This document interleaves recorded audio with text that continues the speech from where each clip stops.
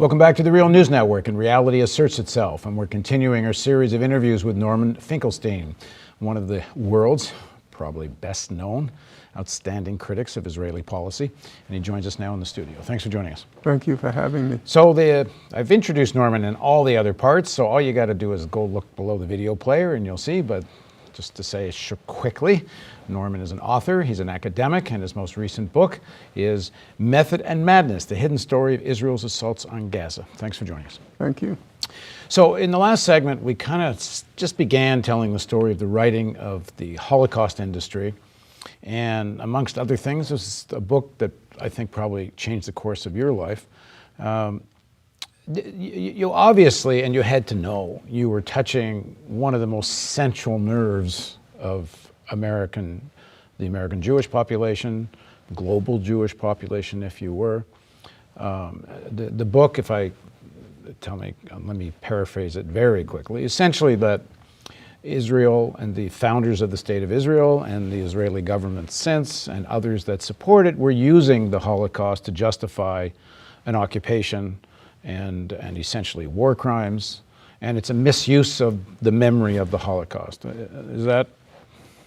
Well, there was a second aspect to it, which actually at the time infuriated people more, which was, you might recall in that period there were all these claims about Holocaust compensation, how the Swiss banks had cheated Holocaust survivors, and these were big news stories, and here came these crusading lawyers who were going to get retribution for what were called needy Holocaust victims. And then there were the fat Swiss bankers, the evildoers. And a large part of the book was devoted to showing that it was just a shakedown racket. And all these guys were crooks. The lawyers. The lawyers and the whole apparatus, the World Jewish Congress, people like Edgar Bronfman at the time, Rabbi Israel Singer, and then also... and why were they shakedown artists? Wasn't this a legitimate claim to get compensation? It was completely ridiculous to claim. Why? It was very simply put by the world's leading authority in the Nazi Holocaust, namely Raoul Hilberg. Incidentally, as I recite the facts, let me just say as a foreground, Raoul Hilberg was a conservative Republican. He swore by the Wall Street Journal. His politics were the opposite end of the spectrum from my own. But he was also an extremely scrupulous scholar, and in a class all his own when it came to the question of the Nazi Holocaust. He had literally memorized the entire Nuremberg process, which is several hundred volumes were tucked away in his brain. Yeah, he was an extraordinary figure. And he happened to have, as he put it, he thumbed through the same pages as I did of the congressional record and all the relevant documents. And he said, interestingly enough, he said my conclusions were conservative. They were conservative because I tend to be very cautious because I know one error and I'm going to be hung by it. So I'm very careful in what I claim and make sure there's a voluminous documentation to support it. So here was the basic fact. As Hilberg laid it out, and now I'm quoting him as against myself, there are three basic facts about Jews in this period before World War II and during the Nazi Holocaust. Number one, Jews are overwhelmingly poor. They lived in shtetls in Eastern Europe. They don't have Swiss bank accounts. Number two, if you did happen to have a Swiss bank account, remember, we're in the midst of the worldwide depression. The depression meant if you had money, you lost it. That's why it was a crash. We call it a crash. And number three, if you did have money, still, you were one of those rich Jews who managed to survive the depression. You didn't live in a shtetl.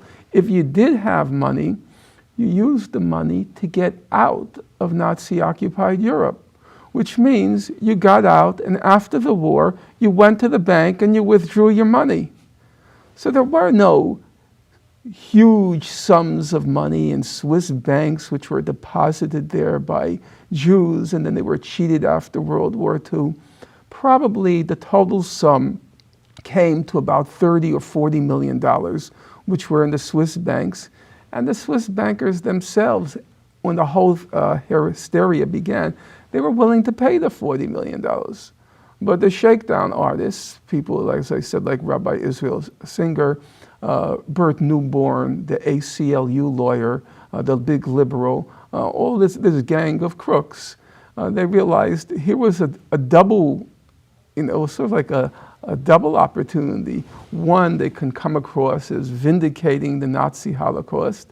And number two, they can make a lot of bucks out of it. Okay, I got to jump in here. I got to jump in here yeah. for just a second because you're calling people crooks and all this. Yeah, they were complete thieves. Okay, actually, most of them, a large number of them, strangely enough, a large number of them ended up in a lot of trouble with the law. Well, just let me say one thing, because I don't know enough about this to challenge Norman on this. And he's calling people crooks. So if anybody out there wants to challenge and argue with him that these people aren't crooks, let us know. And are any of these people still alive? Oh, yeah. Just call crooks? Well, the funny thing is, one of the leading crook was Rabbi Israel Singer. He used to wear his yarmulke askew. And what happened was he ended up losing his position because he opened up, it's funny, a secret Swiss bank account where he squirreled away money from the World Jewish Congress, he said, for his retirement. And so he was caught. He was caught, and Edgar Bronfman, who was the head of the World Jewish Congress, he ended up saying that Singer was a thief and kicked him out of the World Jewish Congress. Bert Newborn, he went around saying he's doing all of this pro bono. What turned out, I used to call him the pro bono Holocaust huckster. He's at NYU now, and he's a big liberal. They all love Bert Newborn. He got $4 million from the Germans. He sat on the foundation, and he took $4 million from the Holocaust Survivors Foundation.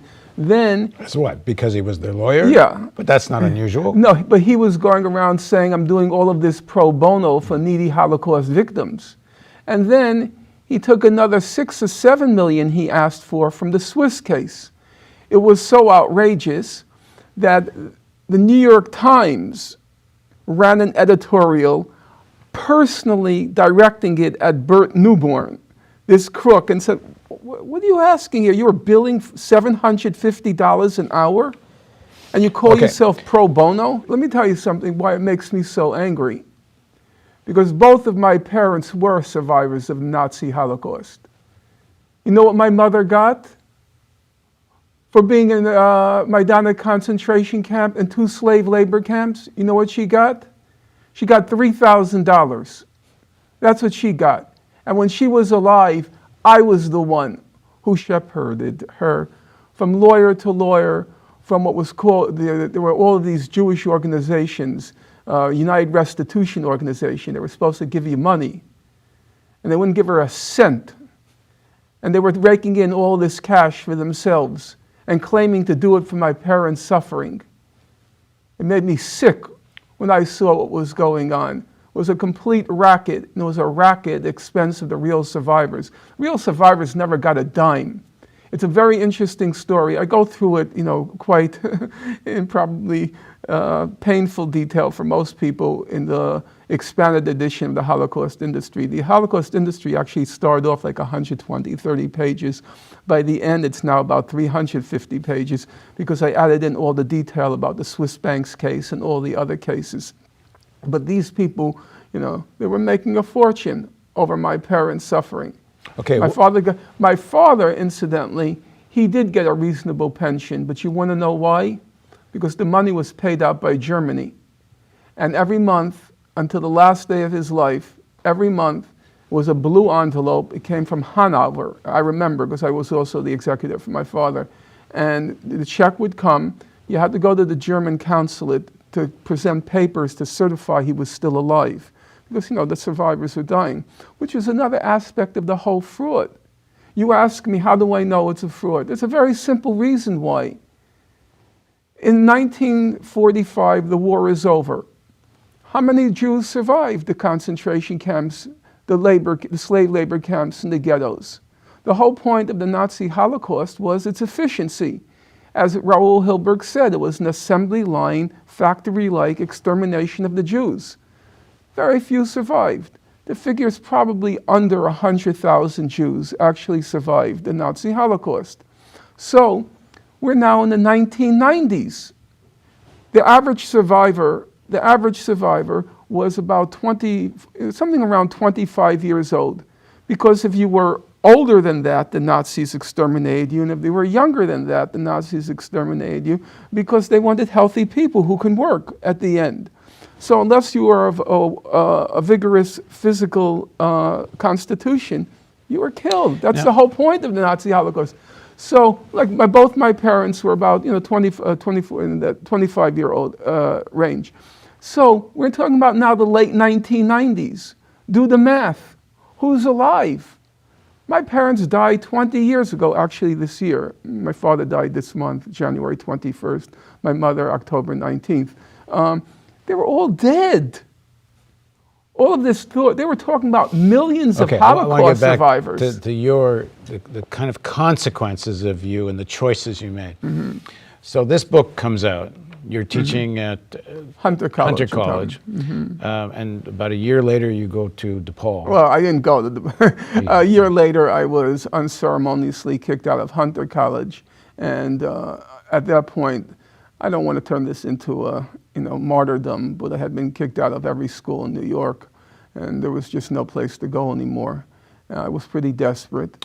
I actually, I'm not exaggerating. Anyone who knows the story, and I have close friends who can confirm, I loved Hunter College so much. I loved that school. It was a real working class students. A lot of them were immigrant kids, a lot of them from the Caribbean.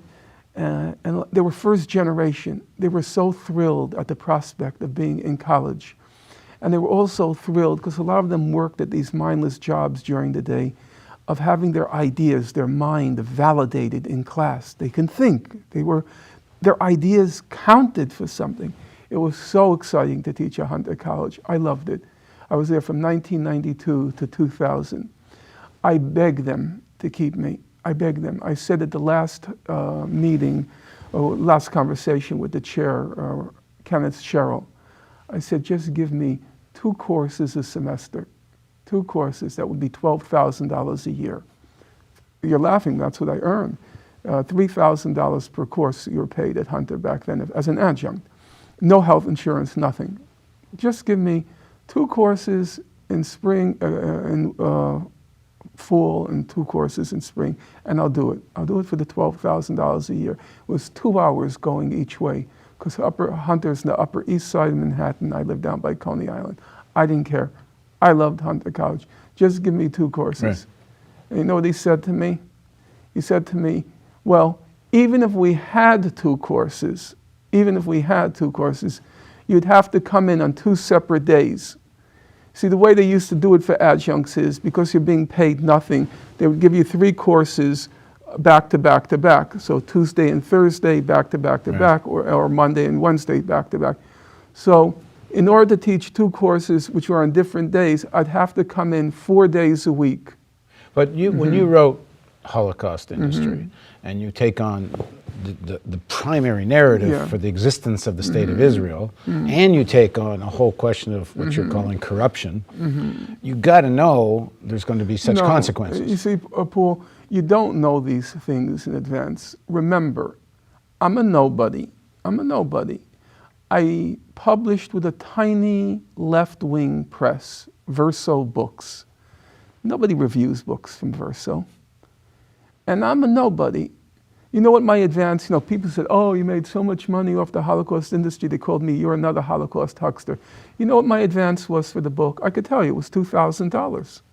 Nobody thought it was going to be create a huge ruckus. We just figured it would be another left-wing book, read by a very small group of people. So when it comes out... The only thing that is true is the lawyers went crazy over the book. They rolled up, the Verso lawyers, which is a left-wing press, they wrote up 10 pages of stuff they wanted to take out. By the time we finished with the 10 pages, there was no book left. And the head of the Verso Books at the time, who's now my publisher in a new publishing house, Colin Robinson, he was just wonderful. I'm eternally into his debt. He took all the lawyers' criticism, flung it away. I don't care. Let's try it. Okay, the book comes out. You lose. They fire you at Hunter. I lost let me the finish the job, question. yeah. Let me finish the question. So, the accusations start to rain down on your head from all the Israeli propaganda machine. You know, self-hating Jew, Holocaust denier. There is one piece of this, and I wonder, did it concern you? Not all criticism, obviously, of Israel is anti-Semitic, as some of pro-Israeli people would like to suggest, but some is. There really is That's a absolutely true. virulent anti-Semitic Yeah. trend in the world. We see it on our videos. Sometimes people ask, how come, on our website, if you write the word Jew in the comments, we have an automatic filter so we can find out if it's pure racism or an actual comment, because there is so much racist stuff that comes. And part of the critique you got from, admittedly, very pro-Zionist, pro-Israeli positions, that somehow you kind of reinforced the Holocaust denial. You were accused of being mixed up with the Holocaust deniers. Now, I'm not suggesting there's any merit to the argument, but how did it affect you emotionally, this tremendous barrage against you? There are many things to say to that. First of all, I was very close to my parents. Everybody who knows me knows that. I took care of them. They both died from terrible, terrible disease, illnesses. My mother had a cancer which literally, not figuratively, it consumed her whole face. Her whole face turned into blood and boils. It was like out of a science fiction movie. My father had melanoma or something. Well, they could never find what they called a primary. They didn't know what was causing it. They couldn't diagnose it. My father had Alzheimer's, and he was a living corpse. Yeah, he was just. You would go to the hospital. They would say pulse excellent, heart excellent. The only problem was he was dead. And I cared for them. It always happens in families. The burden falls on one of the siblings, and it happened in my case. It was me. So I was very close to them and very close to their suffering, very close to it. I knew they carried it around with them every day of their life to the last moment.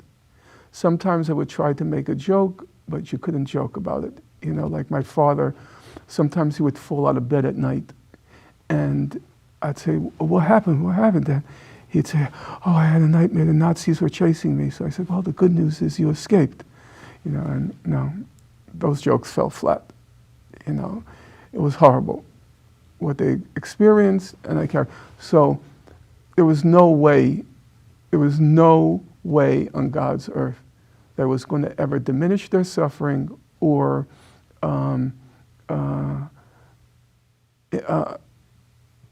there was no way I was going to diminish their suffering. And so when I was writing the book, I remember very clearly, it was like my parents were watching over me. Every word I was very careful of. Am I betraying my parents' legacy? Am I betraying what my parents went through? I was very careful about that. There is not one word in that book which my parents would recoil from. They would have had trouble with the book before, where I wrote about Hitler's willing executioners and the claim that all Germans were pathological anti-Semites. And my parents felt that. I didn't agree with them. I never argued with them about it. I felt after what they went through, they're entitled to their opinions, even though I strongly disagreed with them, but not the Holocaust industry. Quite the contrary. For those who actually read the book, take what we just discussed a moment ago. My late mother used to get infuriated when every time you meet anyone in the street, they say, I was a Holocaust survivor. They're appropriating the horror that she went through as their own. And she used to get so exasperated. She would say, if everybody who claims to be a Holocaust survivor actually is one, who did Hitler kill? Who did Hitler kill? Everybody in New York says I'm a Holocaust survivor. Now it's a second generation Holocaust survivor. I mean, the whole thing is such a joke. If I ever went up to my mother and said I'm a second generation Holocaust survivor, she'd smack me. What do you mean second generation Holocaust survivor? You know what it was? So No, I was very careful, but it's also true. It's no doubt true, and I try to be objective about these things. I attracted a lot of the wrong people. There's no question about that. There were actually stories which they were so insane, they were funny. Everybody has his or her ego. I'm not immune to ego. I'm invited to this 2-day conference in Italy, and it's an academic conference devoted to my book.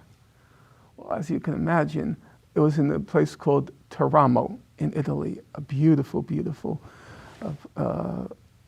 like a ski resort. I'm thrilled. I'm going to have a 2-day conference for my book. I mean, now I'm really made it, you know. So the guy picks me up at the airport. We go for dinner, and he introduces me to his friends, and he introduces me as when I say the guy, the professor who organized the conference, he introduces me as a Holocaust revisionist. What do you mean, Holocaust revisionist? That was the term used back then for Holocaust denier. I said, I'm not a Holocaust revisionist. He says revisionist, revise. We always revising. That's what history is about, revising. So I said, no, we're not revising. I'm not a Holocaust revisionist. Then, after this dinner, I'm beginning to think, Norm, your ego, I think, has gotten you into some trouble here. He tells me in the car, let me show you some of my publications. So I'm a typical academic. He gives me the publications. I immediately flip to the footnotes. Academics don't read text, they just look at footnotes. And I see Lyndon LaRouche all over the footnotes. By the way, You better quickly tell people who I know he is, but let... He was an extreme leftist who turned into an extreme rightist and a complete lunatic in the former incarnation and the later incarnation. Back to the leftist, back to the rightist, back to the leftist. So now they got a thing about the Sauds. So I see the footnotes are interspersed. LaRouche Chomsky, LaRouche Chomsky, LaRouche Chomsky. I think, uh-oh, Chomsky fine, LaRouche, big problems. So now I'm beginning to sweat. And I think, I better get myself the hell out of here. What did I get myself into? Then I said, no, remember what John Stuart Mill says, all sides should be heard, and as long as they're letting you speak your mind, you should let others speak their mind. Okay, so now I'm drawing my Millian liberalism. He takes me to the conference. It turns out to be a 2-day conference on Holocaust denial. Oh my Lord, what I got myself into. Sounds like what they keep organizing in Tehran every so often. Right. You must have been invited to those. Invited, yeah, I'm invited all the time. Yeah. We always argue about that, by the way, me with the Iranians, why I won't show up. So then the guy who introduces me, the one who organized the conference, he starts going through this long introduction. By the end of the introduction, he's proved that it was the Jews who killed John F. Kennedy. So when it came to my turn, I said, let me begin by saying, this guy, he's a nut. He's a complete lunatic. And the funny thing is, at the end of the whole thing, I thought I really insulted him throughout. He came up to me, shook my hand vigorously, he said, good, different points of views, very good. All right.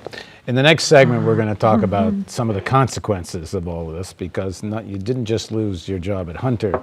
You wound up getting isolated over the next few years. You go to DePaul, but then you lose that job and you essentially get isolated by the American and even Western academic community. Including the leftist. Okay, we're going to talk about that in the next segment. Please join us for a continuation of our series with Norman Finkelstein on Reality Asserts Itself on the Real News Network.